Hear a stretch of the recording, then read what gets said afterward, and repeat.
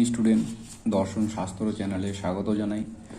তো আজকে তোমাদেরকে দেখাবো এসি 98 পেজের এমসিকিউগুলো, তাই না? তাহলে 98 পেজের যে এমসিকিউ অ্যান্সারগুলো আছে তোমরা তোমাদের যে এবিটিএ বইটা আছে ওটার মধ্যে দাগ দিয়ে রাখতে পারো, যাতে তোমাদের পড়তে অসুবিধা না হয়।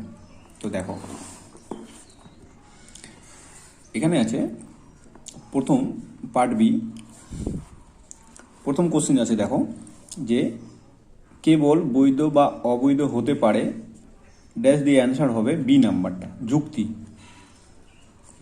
2 নাম্বারটা কি আছে, অনপেক্ষ বচনের কয়টি অংশ, এটা অ্যান্সার হবে সি নাম্বারটা, 4টি। 3 নাম্বারে কি আছে, নিরপেক্ষ ন্যায়ের পদ থাকে, অ্যান্সার হবে সি নাম্বারটা, 3টি। যারা যারা নিরপেক্ষ ন্যায় করছো অবশ্যই তোমরা এটা বলতে পারবে। 4 নম্বর কোশ্চেনটা কি বলছে, সত্যতা বা মিথ্যতা হলো কার ধর্ম, এটা হবে ডি নাম্বারটা, বচনের ধর্ম, তাই না? 5 নম্বরে কি বলছে, আই বচনের পরিমাণটা কি, এটা হবে ডি নাম্বারটা, বিশেষ। 6 নম্বরটা দেখো, ফ্যাস্টিনো কোন সংস্থানের শুদ্ধ মূর্তি, তাই না? এটা হবে বি নাম্বারটা, দ্বিতীয় সংস্থান। 7 নম্বরটা দেখো, প্রাকল্পিক বচনের দুটি অংশ হলো, প্রাকল্পিক বচনের দুটি অংশ কি কি, একটা হচ্ছে পূর্বগ আর অনুগ, এ নাম্বারটা। নেক্সট কোশ্চেন দেখো, 8 নম্বর, কাকতালীয় দোষ ঘটে, অ্যান্সার হবে বি নাম্বার, ব্যতিরেকী পদ্ধতিতে। 9 নম্বরটা দেখো, মিশ্র পদ্ধতি হলো, অ্যান্সার হবে সি নাম্বার, অন্যই ব্যতিরেকী।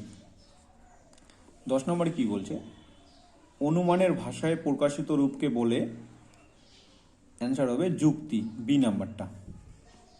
10 নম্বরে কি বলছে, সংযোজক হলো, অ্যান্সার হবে সি নাম্বারটা, শব্দ। 12 নম্বর কি বলছে, আরোহ অনুমানের সিদ্ধান্তটি, অ্যান্সার হবে সি নাম্বারটা, সামান্য সংশ্লেষক বচন। 8 নম্বরটা দেখব, অবৈজ্ঞানিক আরোহ অনুমানকে শিশু সুলভ বলেছেন, এটা হবে সি নাম্বারটা, বেকন, যুক্তিবিজ্ঞানী বেকন। নেক্সট কোশ্চেনটা দেখো, আরোহ অনুমানের আকারগত ভিত্তি, এটা হবে এ নম্বরটা, প্রকৃতি, একরূপতা নীতি ও কার্যকারণ নীতি। নেক্সট কোশ্চেনটা দেখো, কোনো কোনো ছাত্র নয় অমেধাবী বচনটির আবর্তিত রূপ হবে, এখানে অ্যান্সার হবে ডি নাম্বারটা, এদের কোনোটি নয়।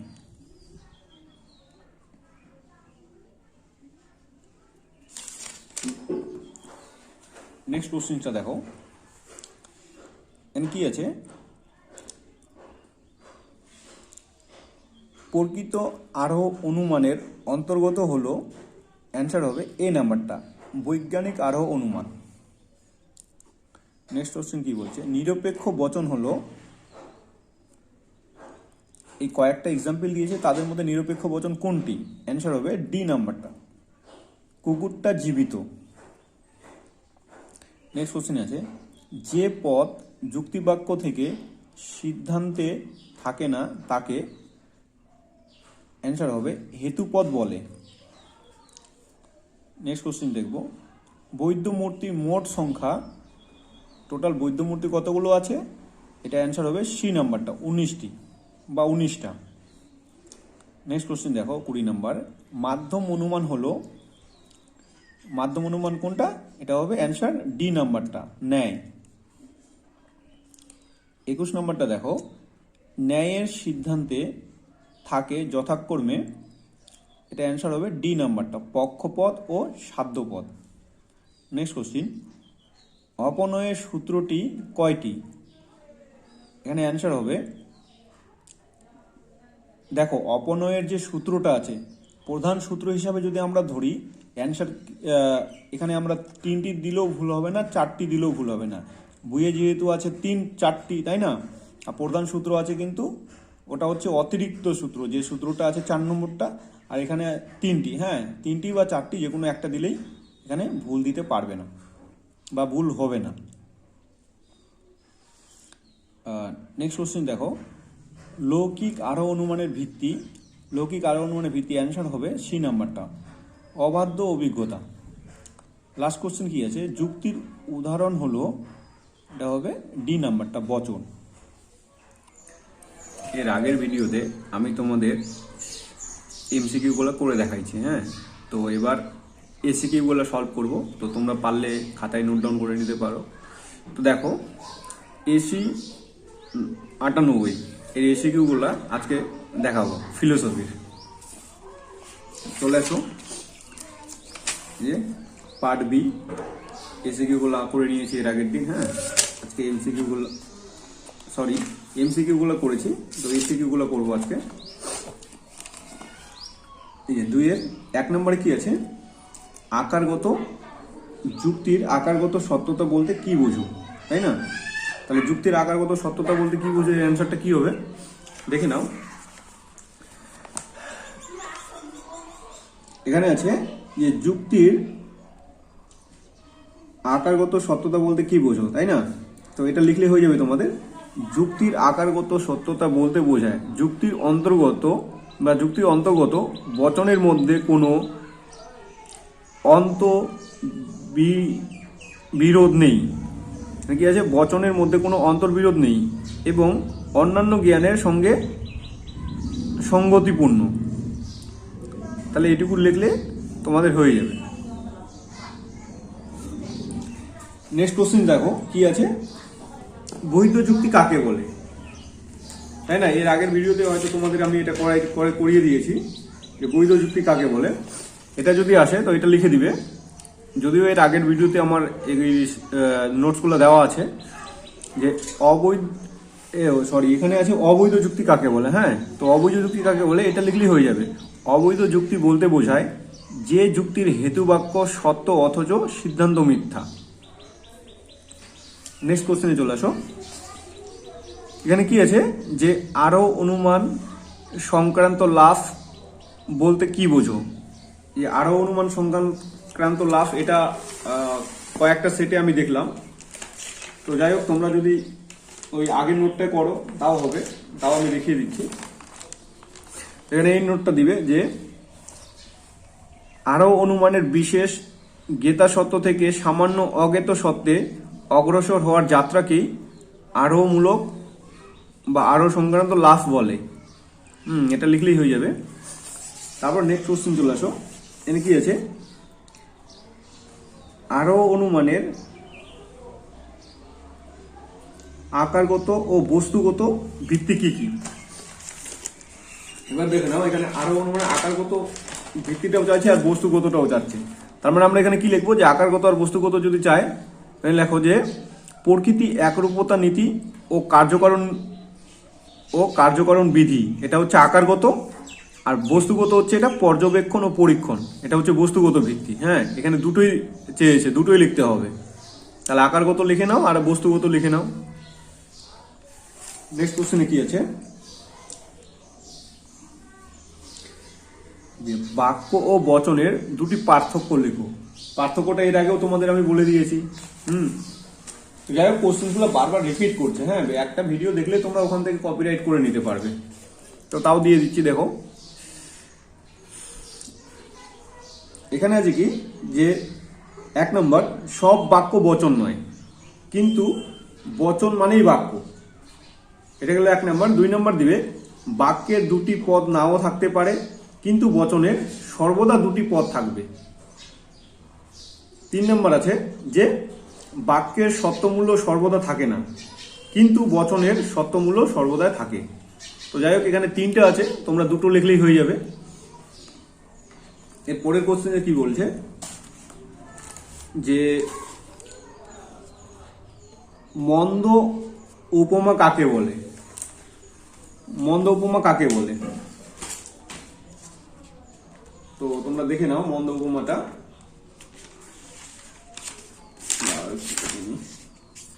মন্দ উপমা কাকে বলে, এই যে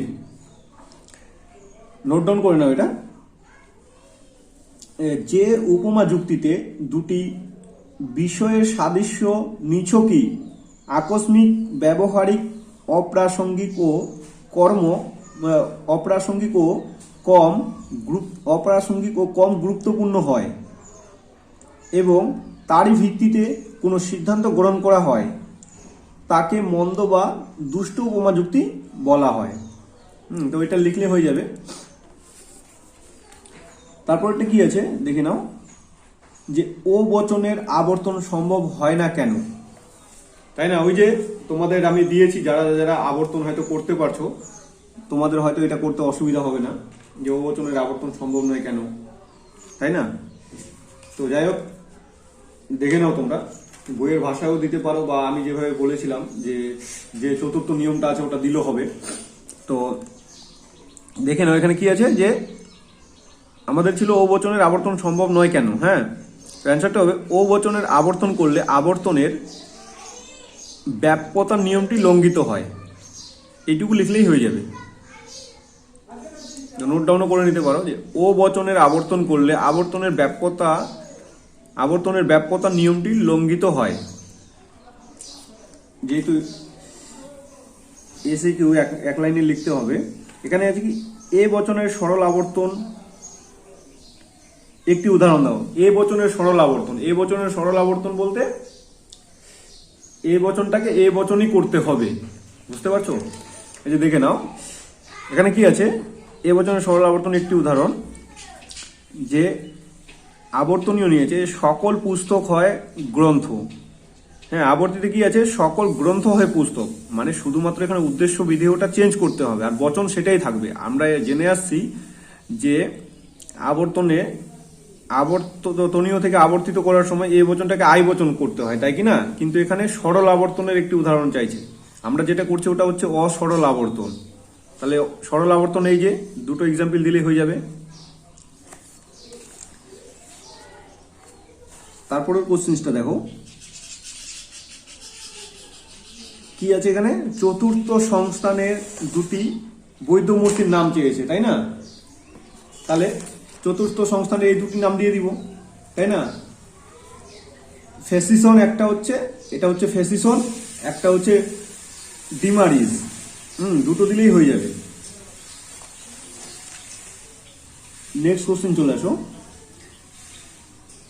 নেক্সটে কি আছে, যে অব্যাপ্য হেতুদোষ কাকে বলে? হ্যাঁ, অব্যাপ্য হেতুদোষ কাকে বলে এটা তোমাদের বইয়েই আছে, বা এই যে নিরপেক্ষ ন্যায় যখন আমি করাই, সেই নিরপেক্ষ ন্যায়ের যে নিয়মটা আছে ওই নিয়মেই বলে দেওয়া আছে যে অব্যাপ্য হেতুদোষটা কেন হয় বা কাকে বলে। দেখো তোমরা বইয়ের ভাষায় দিতে পারো,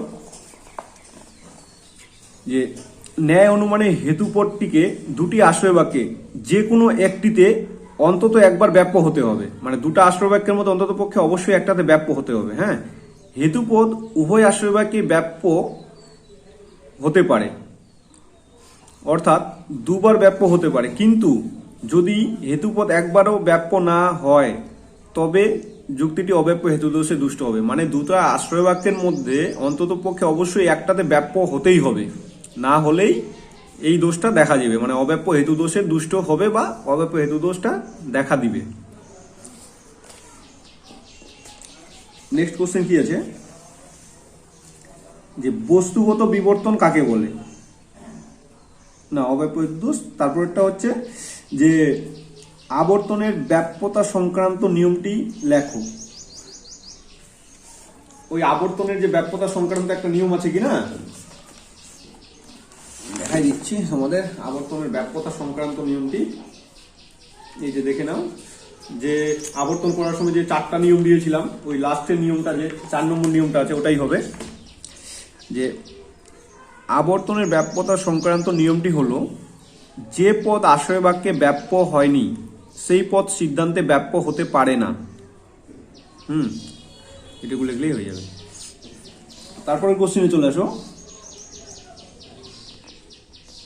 যে বস্তুগত বিবর্তন কাকে বলে? বস্তুগত বিবর্তন কাকে বলে দেখে নাও এটা।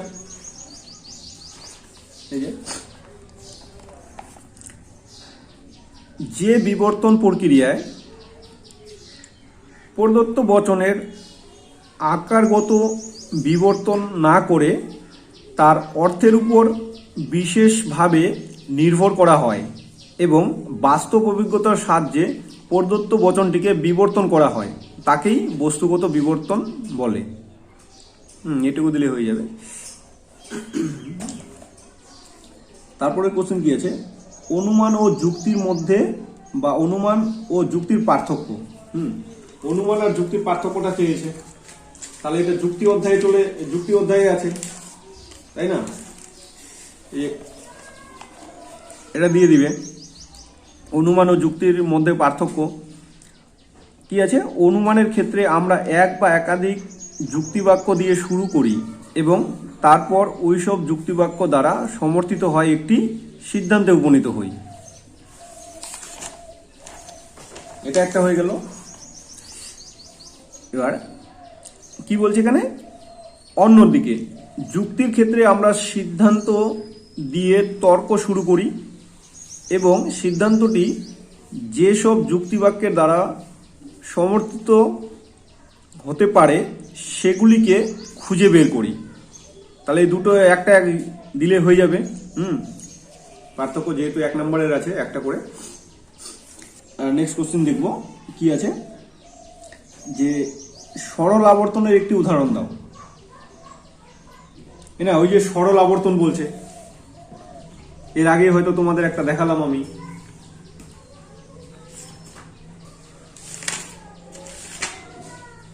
দেখে নাও, ওই একই কথা, সরল আবর্তন, এটা তোমাদের দেখালাম। তাহলে একটা কোশ্চেন দুবার করে রিপিট করে দিচ্ছে, তোমরা এগুলো অবশ্যই লক্ষ্য রাখবে। আবার সেম, এটার জায়গায় তোমরা পুস্তকের জায়গায় তোমরা দিতে পারো যে সকল মানুষ হয় মরণশীল জীব, তারপরে দিতে পারো যে সকল মরণশীল জীব হয় মানুষ, বা এটা দিলেও হবে যে সকল পুস্তক হয় গ্রন্থ। আবার দিবে আবর্তনীয় আবর্তিত কি করবে, সকল গ্রন্থ হয় পুস্তক। বুঝতে পারছো, একটা কোশ্চিন দুবার করে 3বার করে রিপিট করছে, তোমরা অবশ্যই এগুলো নোট ডাউন করে নিবে। তারপরের কোশ্চিনটা কি আছে, যে যুক্তি কাকে বলে, তাই কি না? যুক্তিবিজ্ঞান আমরা অনেকক্ষণ ধরে পড়লাম, তো যুক্তি সম্বন্ধে জানতে হবে যে যুক্তি কাকে বলছে। দেখে নাও, এই নোটটা দিয়ে দিবে যে যুক্তি হলো বচন সমষ্টি যেখানে একটি বচনের সত্যতা এক বা একাধিক বচনের সত্যতার উপর নির্ভর করে বলে দাবি করা হয়। তাহলে এইটুকু লিখলে তোমাদের হয়ে যাবে।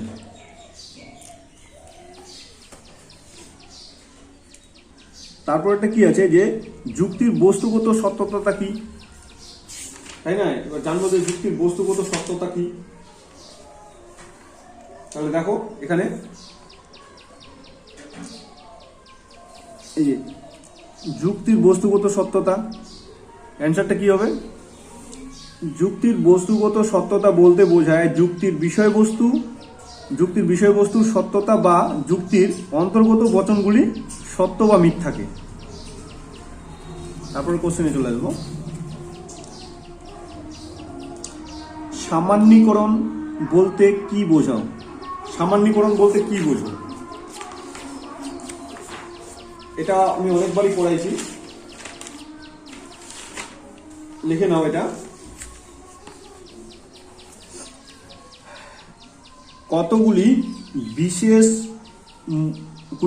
বিশেষ মুহূর্ত দৃষ্টান্ত পর্যবেক্ষণ করে সমজাতীয় সমগ্র বিষয়ের বিমূর্ত ধারণা গঠনের মানসিক প্রক্রিয়াকে সামান্যীকরণ বলে। লিখে নাও এগুলো। নেক্সট কোশ্চেন কি আছে, যে এই যে অপনয়নের দ্বিতীয় সূত্রটি লেখো। যে অপনয়নের যে সূত্রটা আছে, তাই না? অপনয়নের সেই সূত্রটা কি? আমরা জানি অপনয়নের কয়টি সূত্র আছে, 4টি সূত্র আছে। তাহলে এখানে বলছে দ্বিতীয় সূত্রটা কি। দেখ, এখানে প্রথমও আসতে পারে, দ্বিতীয়ও আসতে পারে, তৃতীয়ও আসতে পারে। তাহলে অবশ্যই 4টা সূত্র তোমরা মনে রাখবে। তিনটা রাখলেই হবে, বেশিরভাগ ক্ষেত্রে তিনটাই দেয়, যে কোনো একটা তিনটার মধ্যে। তো দেখে নাও দ্বিতীয় সূত্রটা কি আছে, যদি কোনো একটি পূর্ববর্তী ঘটনা উপস্থিত না থাকলে বা অপসারিত হলে কার্যটি উৎপন্ন হয় না, তবে সেই পূর্ববর্তী ঘটনা ওই কার্যের কারণ বা কারণাংশ হবে। এইটুকু লিখলেই হয়ে যাবে। তারপরটাতে কি বলছে যে অপসারণ, তাই না? তারপরটাতে বলছে যে অপনয়ন আর অপসারণ কথাটা একই। হ্যাঁ, অপনয়নের সূত্র কি? এখানে বলছে যে অপনয়নের সূত্রটা কি। অপনয়নের সূত্রটা কি লিখে নেবে। দেখো এখানে আছে কি, বৈজ্ঞানিক আরোহ অনুমানের মূল কাজ হলো একটি কার্যকারণ সম্বন্ধকে প্রতিষ্ঠা করা। কিন্তু আমরা জানি যে আলোচ্য ঘটনাটির সঙ্গে অধিকাংশ ক্ষেত্রেই অনেক অপ্রয়োজনীয় তথা অবান্তর বিষয়ও যুক্ত থাকে। সেগুলি কখনোই কারণের সহায়ক নয়। কার্যকারণ নিয়মকে প্রতিষ্ঠা করতে গেলে এই সমস্ত বিষয়গুলিকে তাই একান্তভাবেই বাদ দেওয়া প্রয়োজন। এই সমস্ত অবান্তর বিষয়গুলিকে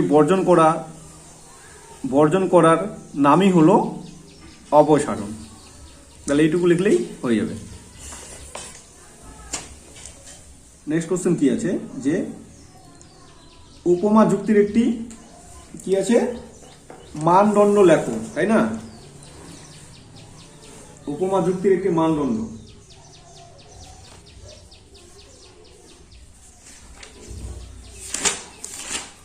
উপমা যুক্তির একটি মানদণ্ড কি? এই যে লেখো, অ্যান্সার হবে এটা, যে উপমা যুক্তি মূল্যায়নের একটি মানদণ্ড হলো হেতুবাক্যের উল্লেখিত দৃষ্টান্তের সংখ্যা যত বেশি হবে উপমা যুক্তির সিদ্ধান্তের সম্ভাব্যতা তত বেশি হবে। নেক্সট কোশ্চেন লিখব, যে উপমা যুক্তির সিদ্ধান্ত বৈশিষ্ট্য কি? উপমা যুক্তির সিদ্ধান্তের বৈশিষ্ট্যটা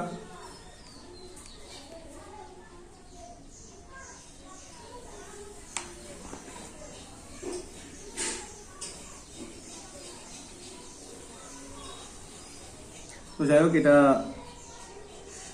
খুঁজে পাইনি আমি। নেক্সট দেখব যে সাপেক্ষ বচন কাকে বলে। তাহলে দেখে নাও যে সাপেক্ষ বচন কাকে বলে। এর আগের ভিডিওতেও আমি তোমাদের দিয়েছি এটা, এই নোটটা। এখানে কি আছে, যে বচনের উদ্দেশ্য বিধেয় পদের সম্বন্ধ কোনো শর্তের উপর নির্ভরশীল তাকে সাপেক্ষ বচন বলে। যেমন কি আছে, যদি বৃষ্টি হয় তবে মাটি ভিজবে। এটা লিখে নিতে পারো।